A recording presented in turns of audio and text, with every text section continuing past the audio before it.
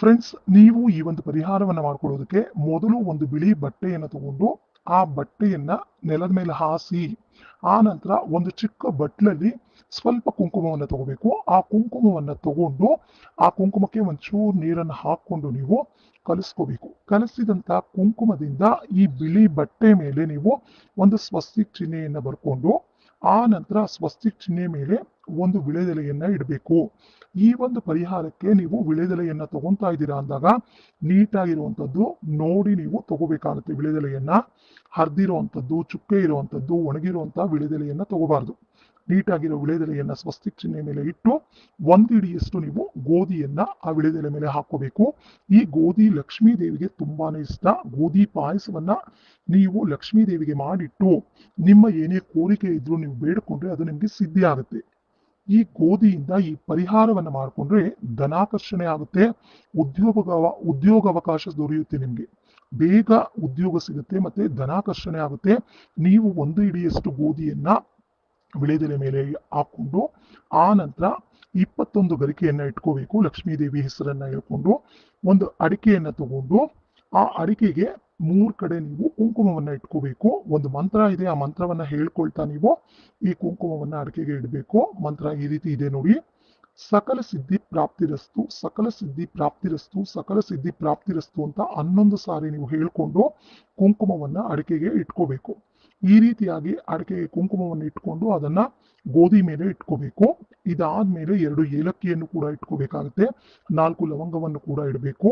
ಆದ್ರೆ ನೀವು ಇದೆಲ್ಲಾ ವಸ್ತುವನ್ನ ಇಡಬೇಕಾದ್ರೆ ಲಕ್ಷ್ಮೀ ದೇವಿ ಹೆಸರನ್ನ ಹೇಳ್ಕೊಂಡು ಈ ವಸ್ತುವನ್ನ ಬಿಳಿ ಬಟ್ಟೆಯಲ್ಲಿ ಇಟ್ಟು ಬಿಳಿ ಬಟ್ಟೆಯಿಂದ ನೀವು ಈ ಎಲ್ಲಾ ವಸ್ತುಗಳನ್ನ ಗಂಟು ಕಟ್ಕೋಬೇಕು. ನೀವು ಗಂಟನ್ನ ಕಟ್ಕೊಂಡು ಆ ಗಂಟಿಗೆ ಒಂಚೂರು ಅರಿಶಿನ ಕುಂಕುಮ ಹೂವನ್ನ ಇಟ್ಟು ಧೂಪ ದೀಪವನ್ನ ತೋರಿಸಿ ಪೂಜೆಯನ್ನ ಮಾಡಿ ಆ ನಂತರ ನಿಮ್ಮ ಮನೆಯಲ್ಲಿ ಯಾರಿಗೆ ಕೆಲಸ ಇಲ್ವೋ, ನಿಮ್ಮ ಮಗ ಆಗ್ಲಿ ಇಲ್ಲ ನಿಮ್ಮ ಮಗಳಾಗ್ಲಿ ಯಾರಿಗೆ ಕೆಲಸ ಇಲ್ವೋ ಅವರು ಮಲಗುವಂತ ದಿಂಬಿನ ಕೆಳಗೆ ಒಂದು ದಿನ ರಾತ್ರಿ ಈ ಗಂಟನ್ನ ಇಟ್ಕೊಂಡು ಅವರು ಮಲ್ಕೋಬೇಕು. ಆ ನಂತರ ಮಾರನೇ ಬೆಳಗ್ಗೆ ಎದ್ದು ಸ್ನಾನ ಪೂಜೆಯನ್ನ ಮುಗಿಸಿ ಈ ಗಂಟನ್ನ ಅವ್ರ ಕೈಯಿಂದನೇ ತಗೊಂಡೋಗಿ ಹರಿಯೋ ನೀರಿಗೆ ಬಿಡಬೇಕು. ಹರಿಯುವಂತ ನೀರು ನಿಮ್ಮ ಮನೆ ಹತ್ರ ಎಲ್ಲೂ ಇಲ್ಲ, ಮತ್ತೆ ನೀವಿರೋಂಥ ಪ್ಲೇಸ್ ಅಲ್ಲಿ ಎಲ್ಲೂ ಇಲ್ಲ ಅಂದಾಗ ನೀವು ಬಾವಿಗಾದ್ರೂ ಹಾಕ್ಬೋದು. ನೀವು ಬಾವಿಗೆ ಹಾಕ್ತಾ ಇದ್ದೀರಾ ಅಂದ್ರೆ ನೀವು ಯಾರ ಹತ್ರ ಈ ಒಂದು ಪರಿಹಾರವನ್ನ ಮಾಡಿಸಿರ್ತೀರಾ ಅವರೇ, ಯಾರಿಗೆ ಕೆಲಸ ಇರಲ್ವೋ ಅವರೇ ಈ ಒಂದು ಗಂಟನ್ನ ನೀರಿಗೆ ಬಿಡಬೇಕು, ಹರಿಯೋ ನೀರಿಗೆ. ಇಲ್ಲ ಅಂದ್ರೆ ಬಾವಿಗೆ ಹಾಕ್ಬೇಕು. ಹರಿಯೋ ನೀರಿಗೆ ಬಿಟ್ರೆ ತುಂಬಾನೇ ಒಳ್ಳೇದು. ನೀವು ಈ ಪರಿಹಾರವನ್ನ ಮಂಗಳವಾರ, ಶುಕ್ರವಾರ, ಭಾನುವಾರದ ದಿನ ಮಾಡ್ಕೊಂಡ್ರೆ ನಿಮ್ಗೆ ತುಂಬಾ ಒಳ್ಳೇದು. ನೀವು ಈ ರೀತಿಯಾಗಿ ಈ ಪರಿಹಾರವನ್ನ ಮಾಡ್ಕೊಳ್ಳೋದ್ರಿಂದ ನೀವು ಊಹೆ ಮಾಡದಂತಹ ಕೆಲಸ ಸಿಗುತ್ತೆ. ನಿಮ್ಗೆ ಒಳ್ಳೆ ಕೆಲಸ, ಒಳ್ಳೆ ಸಂಬಳ ಮತ್ತೆ ಪ್ರಮೋಷನ್ ಸಿಗುತ್ತೆ.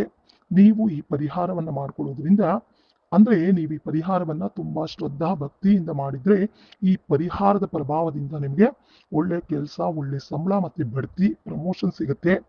ನಿಮ್ಗೆ ತುಂಬಾ ಒಳ್ಳೇದಾಗುತ್ತೆ. ಅವಾಗ ನೀವೇ ನಮ್ಗೆ ಕಮೆಂಟ್ಸ್ ಮಾಡ್ತೀರಾ.